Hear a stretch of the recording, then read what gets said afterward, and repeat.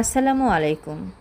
মহান রব্বুল আলামিন মানুষ জাতিকে এমনভাবে সৃষ্টি করেছেন, যখন যেটার অভাব আসে আমরা তখনই সেটার গুরুত্ব বুঝতে পারি। তাছাড়া কখনোই কোনো কিছুর গুরুত্ব আমরা বুঝতে পারি না।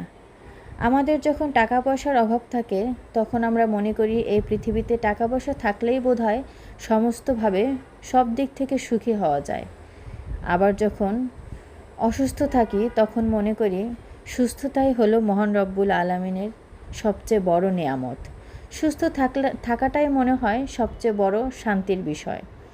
আবার যখন আমরা মানসিকভাবে বিধ্বস্ত থাকি, তখন আমাদের কাছে মনে হয় যে মানসিক সুখই হলো সবচেয়ে বড় সুখ এই পৃথিবীতে। আসলে আমাদের এটা ভুলে গেলে চলবে না, মহান রব্বুল আলামিন মানুষ জাতিকে এই পৃথিবীতে পাঠিয়েছেন সুখ, দুঃখ, হাসি, কান্নার এগুলোর ভিতর দিয়ে জীবনযাপন করার জন্যে।